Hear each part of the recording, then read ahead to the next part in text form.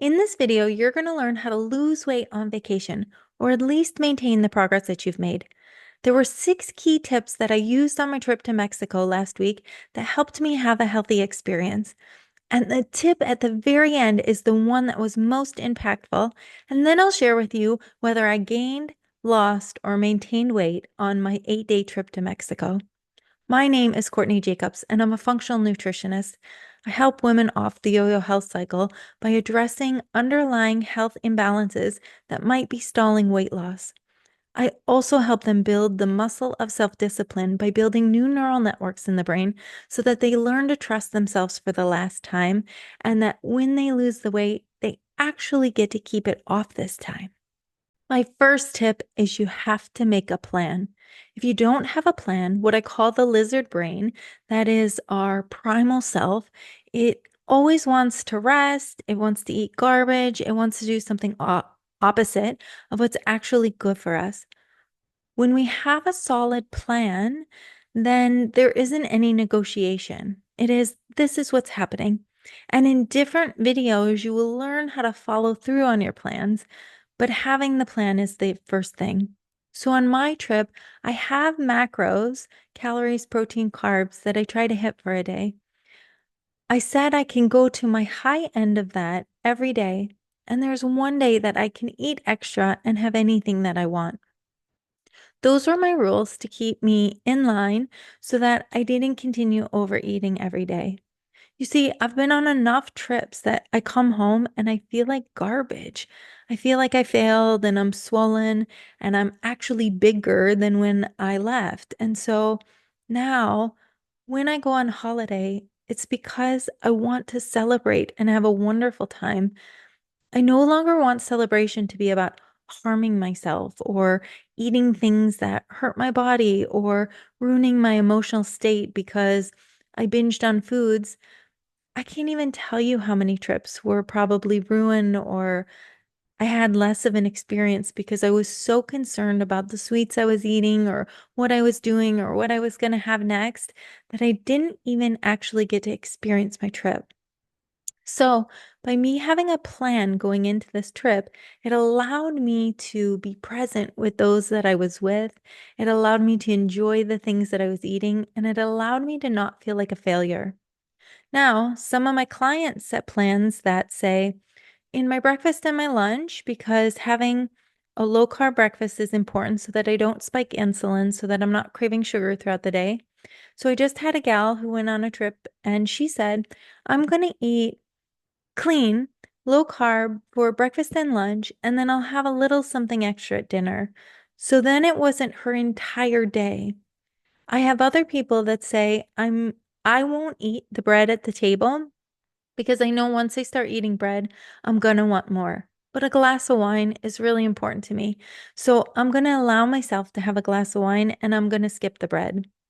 Some people know that if they eat sweets, they will continue eating sweets the entire time. It will trigger something in the brain.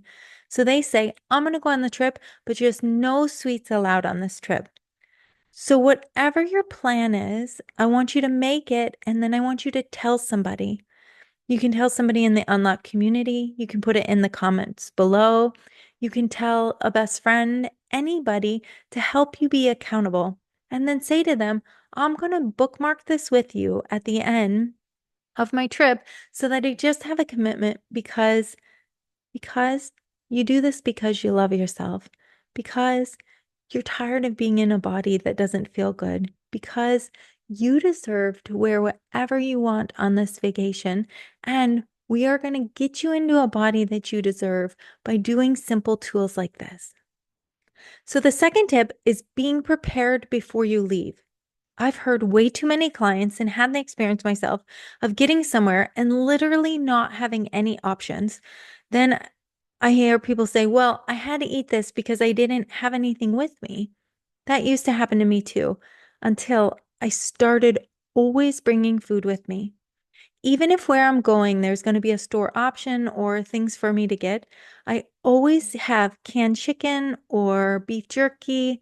I bring produce like apples with me or a low carb protein bar. Some people bring eggs or nuts, a good quality snack, and plenty of them. Many times I bring home the food from the trip that I brought with me. But being prepared will save you from being in a place where, well, I didn't have anything. That's not an excuse anymore because you deserve to feel amazing in your body. And to do that is just simple action steps. So bring food with you on the airplane, in your bag, in your car. Have it with you, whether you need it or not, just in case if there's somewhere that you go where there's not an option, you always have something that you can have and you won't be stuck. The third thing that I want you to do is go to a grocery store.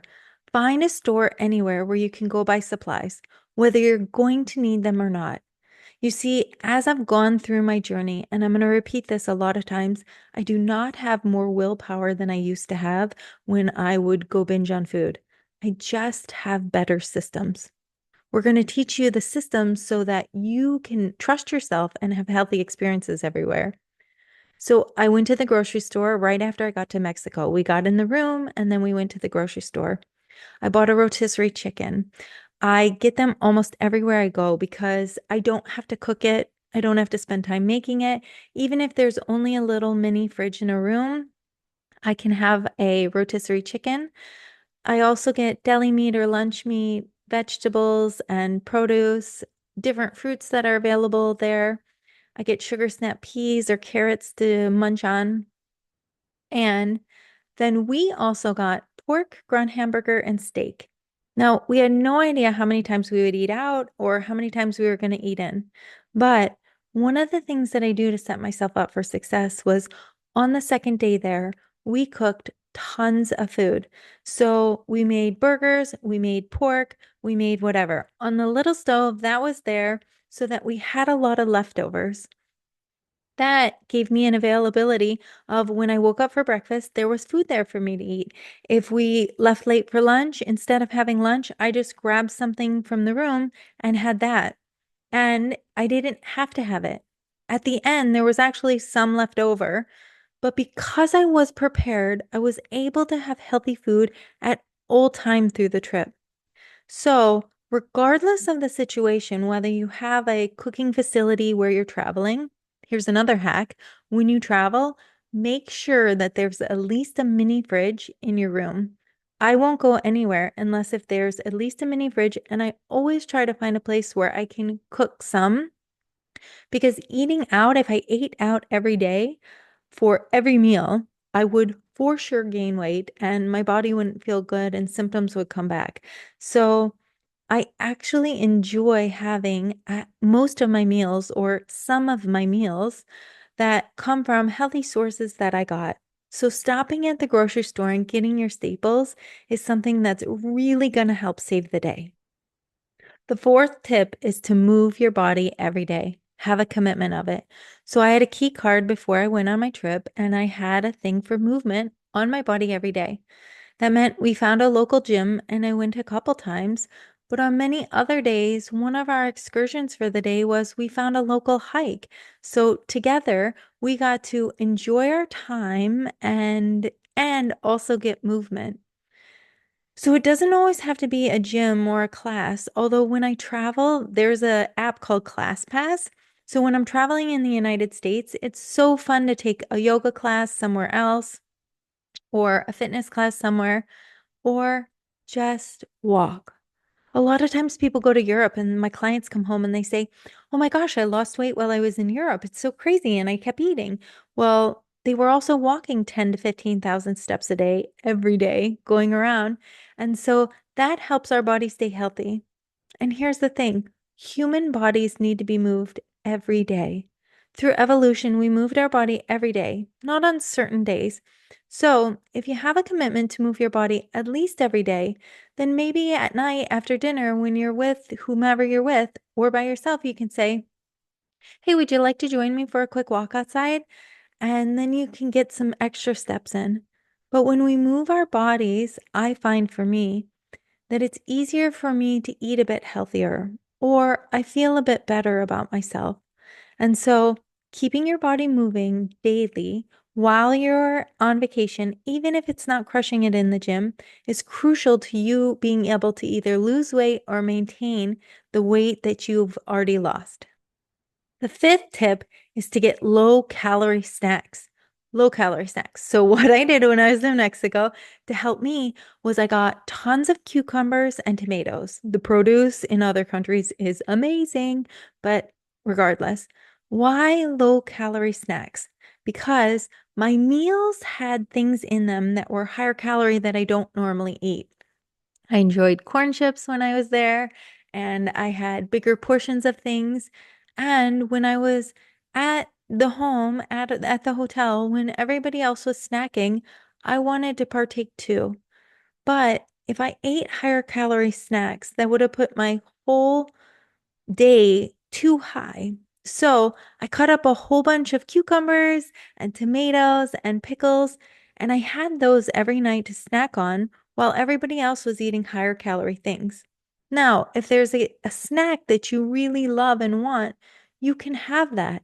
But we have to look at it like a bank account. I can only have so much in these certain places.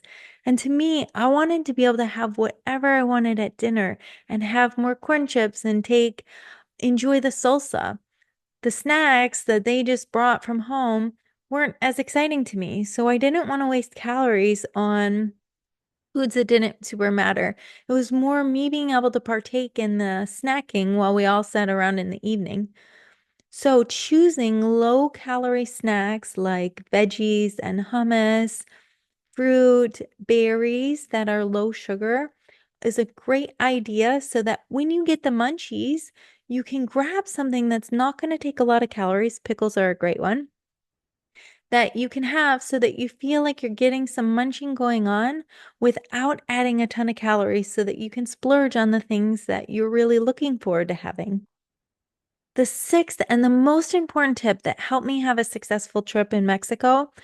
And then after this, I'm going to tell you what did the scale say when I got home from my trip. But this tip is stay away from higher carb things or foods that trigger you. So for me, I know and I watch it with hundreds and hundreds of clients. When they eat more carbohydrates and higher carbohydrate foods, it brings a monkey on the back that the next day your physiology says, I want carbs. I want carbs. Where's the carbs? I want more. And so if I have too many carbohydrates, I will constantly be craving them. So I'm very judicious with the foods that I allow myself to have and enjoy because I'm not superwoman. Once my body starts craving things, it's hard for me and I fall into the trap. So I allowed myself to have extra steak and extra big different things and ceviche plus this plus octopus and an appetizer with my steak. And I stayed away from the carb heavy things because once my body starts craving carbs, the likelihood that I may fall into that trap the next day is high. So I want to set myself up for success.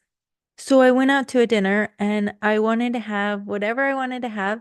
So I had octopus as an appetizer and I had ceviche and then I had my full fish meal, which was awesome. And people look at me and they're like, "You can eat all of that?" And I'm an eater. I'm a volume eater. That has never gone away. But it works because I don't choose foods that set me up.